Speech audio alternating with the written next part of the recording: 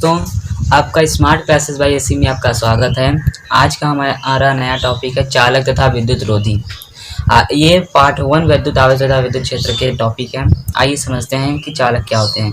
दोस्तों, ऐसे पदार्थ जिसमें इलेक्ट्रॉन स्वतंत्र होते हैं, मुक्त होते हैं, वे पदार्थ चालक कहलाते हैं। कैसे चालक कहलाते हैं दोस्तों? क्योंकि कोई भी पदार्थ अगर जिसमें इलेक्ट्रॉन मुक्त न हो तो वो अपनी चालकता नहीं दिखाता है। दोस्तों, अगर इलेक्ट्रॉन स्वतंत्र न हो तो उसमें से चार्ज प्रवाहित नहीं हो पाता है। इसलिए ऐसे पदार्थ जिनमें मुक्त इलेक्ट्रॉन पाए जाते हैं उन्हें चालक कहते हैं।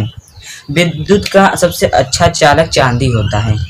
हालांकि कॉपर, एल्युमिनियम, लोहा और मनुष्य भी होते हैं, यहाँ तक कि पृथ्वी भी चालक होती है। ठीक है दोस्तों, चालक समझ आ गया। विद्युत रोधी क्या होते हैं दोस्तों? ऐसे पदार्थ जिनमें इलेक्ट्रॉन मुक्त नहीं होते हैं। जाहिर सी बात है दोस्तों, अगर इलेक्ट्रॉन मुक्त नहीं होंगे तो चार्ज प्रवाहित नहीं होगा। अगर चार्ज प्रवाहित नहीं होगा तो वो उसमें चालक अर्थात उसमें धारा नहीं बहेगी। तो ऐसे पदार्थ जिनमें इलेक्ट्रॉन मुक्त नहीं होते हैं ये पदार्थ को चालक कहलाते हैं और इनका दूसरा नाम विद्युत रोधी है। इन्हें इंग्लिश में इंसुलेटर भी कहते हैं, चालक को कंडक्टर। दोस्तों, इनका उदाहरण जैसे ड्राई वुड, सूखी लकड़ी हो गया, शुद्ध जल हो गया। दोस्तों, अगर जो हम जल पीते हैं उसमें देखेंगे तो करंट आ सकता है, लेकिन जो दोस्तों प्योर वाटर रहता है, शुद्ध जल रहता है, उसमें करंट नहीं आता है। और दोस्तों प्लास्टिक हो गया, ये सब विद्युत रोधी के श्रेणी में आते हैं। आपको एक अच्छा उदाहरण मालूम होगा कि जब हम किसी कंघी को अपने सूखे बालों से रगड़ते हैं या कंघी करते हैं तो जो नायलॉन या तो प्लास्टिक कंघी होती है आवेशित हो जाती है। लेकिन जैसे हम किसी धातु के हो गया, अगर हम किसी धातु को अपने इस बाल से रगड़ते हैं तो वो आवेशित नहीं होता है। ऐसा क्यों?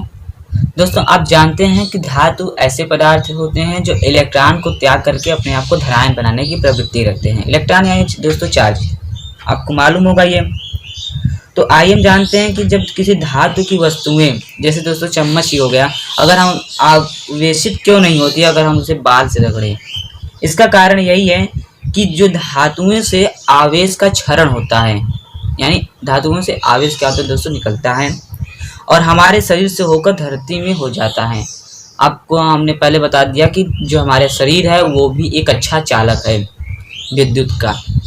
तो हमारे शरीर के माध्यम से जो धारा है, विद्युत है, वो पृथ्वी में चली जाती है।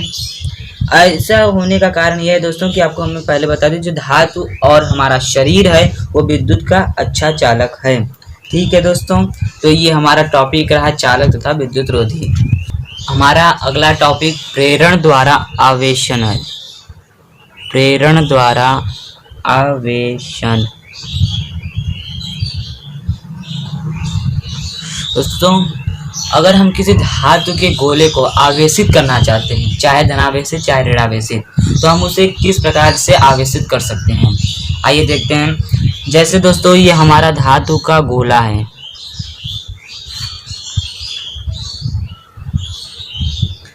ये दोस्तों ये विद्युत रोधी स्टैंड पे, विद्युत रोधी स्टैंड पर रखा हुआ है। तो हमने माना है कि हमारा कोई धातु का ये गोला है। दोस्तों, ये क्या है? ये है धातु का गोला। ये है विद्युत रोधी स्टैंड। तो हमने माना कि धातु का कोई गोला है, उस पे वो क्या है कि विद्युत रोधी स्टैंड पर रखा हुआ है।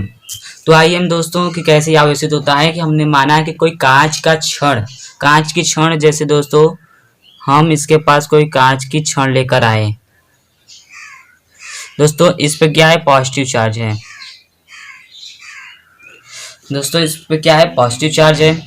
तो दोस्तों इस धातु के गोले पर इसके विपरीत यानी विजातीय आवेश उत्पन्न हो जाएगा। तो विजातीय आवेश क्या होगा दोस्तों? यहाँ पर नेगेटिव होगा, नेगेटिव नेगेटिव नेगेटिव। दोस्तों इतनी ही मात्रा में इस धातु के गोले के दाएं पर विपरीत आवेश उत्पन्न हो जाएगा। अर्थात जैसे हमने कांच की छड़ को इस धातु के गोले के करीब लाया, यहाँ पर पॉजिटिव कांच का छड़ था, तो इस धातु के गोले पर क्या हुआ दोस्तों कि निगेटिव चार्ज उत्पन्न हो गया। तो इसके बाएं पृष्ठ पर उत्पन्न हुआ है, दाहिने पृष्ठ पर उतनी ही मात्रा में उसके विपरीत आवेश उत्पन्न हो जाएगा। जैसे यहाँ पर 4 निगेटिव चार्ज हैं तो यहाँ पर पॉजिटिव चार्ज भी 4 ही रहेंगे। तो दोस्तों अगर हमें इस धातु के गोले को क्या ऋणावेशित बनाना है, ऋणावेशित धातु का गोला बनाना है, तो क्या करेंगे, अब हम इसको पृथ्वी से संपर्कित कर देंगे, भू संपर्कित कर देंगे। ये भूमि से दोस्तों भू संपर्कित हो गया है। तो दोस्तों ये जो पॉजिटिव चार्ज है ये इसके माध्यम से दोस्तों ये पृथ्वी में चला जाएगा। फिर दोस्तों हमारा क्या होगा, यहाँ पर धातु के गोले में केवल निगेटिव चार्ज ही रह जाएगा। अब हम दोस्तों क्या करेंगे कि अब हम इस कांच की छड़ को, जो हमारा ये कांच का छड़ है, कांच की छड़ है, इसको हम हटा लेंगे। तो हमें क्या होगा दोस्तों, एक ऋणावेशित धातु का गोला प्राप्त हो जाएगा जो विद्युत रोधी स्टैंड पर रखा हुआ है। ठीक है दोस्तों, इस प्रकार हमें धातु का गोला क्या होगा, ऋण आवेशित प्राप्त हो जाएगा।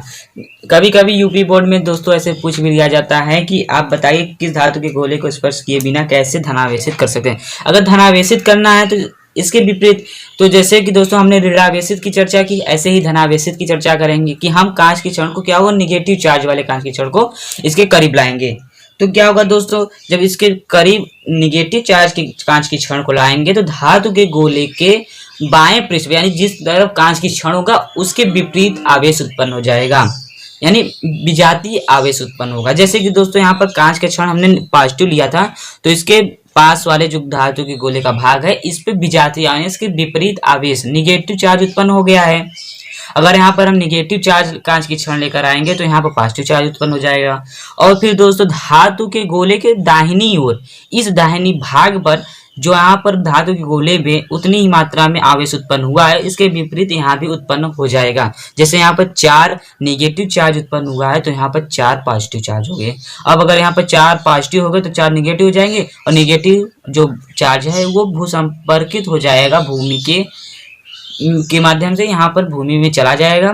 तो हमारा जो धातु का गोला होगा वो पॉजिटिव हो जाएगा। इस प्रकार से हम अपने धातु के गोले को हम धनावेशित भी कर सकते हैं। तो इस प्रक्रिया को प्रेरण कहते हैं, प्रेरण द्वारा आवेशन, इस प्रक्रिया को प्रेरण करते हैं। तो हम किसी भी पदार्थ को प्रेरण द्वारा प्रेरित करके उसे आवेशित कर देते हैं। ठीक है दोस्तों, आइए आपको ये हमारा जो टॉपिक है वो तो आपको समझ आ गया होगा। ठीक है दोस्तों, आपको प्रेरण द्वारा आवेशन अच्छे समझ आ गया होगा, हमें यकीन है। अगर एक उदाहरण के माध्यम से देखें, जैसे कि कोई टीचर अपने स्टूडेंट को प्रेरित करता है आगे बढ़ने के लिए, क्योंकि टीचर तो पहले ही आगे हो गए हैं, अब स्टूडेंट आगे बढ़ना चाहता है तो उसे प्रेरित करता है उसे आगे बढ़ने के लिए। उसी प्रकार से अगर उस माध्यम से हम इसे याद करने की कोशिश करें तो ये भी, अगर धातु का गोला कुछ नहीं जानता, जैसे कि वो अनावेशित है, उसके पास कोई चार्ज नहीं है, तो वो अलग माध्यम से जैसे कांच की छड़ एक टीचर की तरह व्यवहार करता है, इसे आवेशित करता है, इसे प्रेरित करता है। प्रेरित करने का मतलब इसे आवेशित करता है। तो इसी प्रकार से हम इस उदाहरण से इस आवेश प्रेरण द्वारा आवेशन को याद कर सकते हैं। ठीक है दोस्तों, ये उदाहरण आप अच्छे से याद करें। ठीक है दोस्तों, हमारा अगला टॉपिक है वैद्युत आवेश के मूल गुण। वैद्युत आवेश के मूल गुण। दोस्तों इसमें पहला नंबर है आवेशों की योज्यता।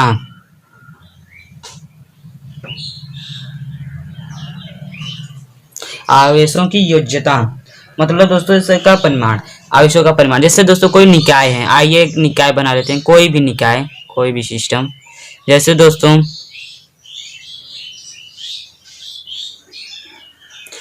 ये कोई निकाय है, इस पे दोस्तों +1 कूलम चार्ज है, -2 कूलम चार्ज है, -3 कूलम चार्ज है, +5 कूलम चार्ज है, +6 कूलम चार्ज है, +7 कूलम चार्ज है, -8 कूलम चार्ज है, -9 कूलम चार्ज है, +10 कूलम चार्ज है। तो दोस्तों अगर हम इसे पूछे कि निकाय का कुल आवेश कितना होगा, निकाय का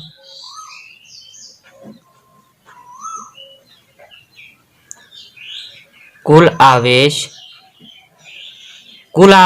अगर दोस्तों अगर कुल आवेश पूछ रहा है तो टोटल इससे ऐड कर दीजिए और कुछ मत कीजिए, अर्थात इसको जोड़ दीजिए। +1 -2 -3 -9 +5 +6 +7 -8 +10। दोस्तों +1 +5 +6 +7 और +10 ऐड हो जाएगा तो 10 5 15 1 16 6 22 7 29 और दोस्तों माइनस माइनस भी ऐड होगा तो 2 3 5 5 9 14 14 8 22 सब्ट्रैक्शन हो जाएगा, घट जाएगा दोस्तों तो 7 है, यानी 7 कूलाम यहाँ पर टोटल आवेश जो निकाय का कुल आवेश है 7 कूलाम है। यही आवेशों की योज्यता होती है। ठीक है दोस्तों, हमारा अगला टॉपिक है, इसी में अगला टॉपिक है विद्युत आवेश का संरक्षण।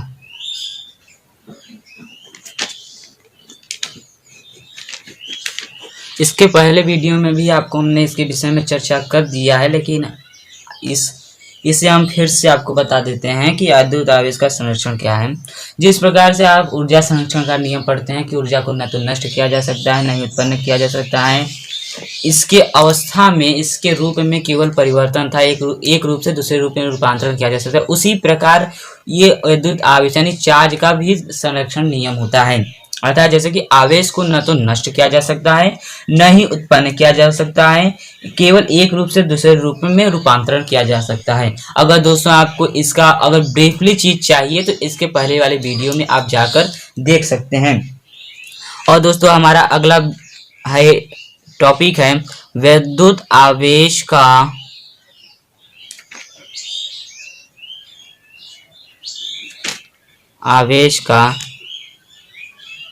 क्वांटमीकरण।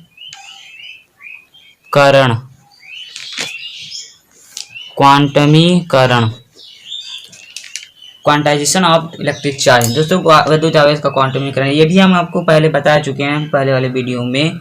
इसमें Q = N होता है।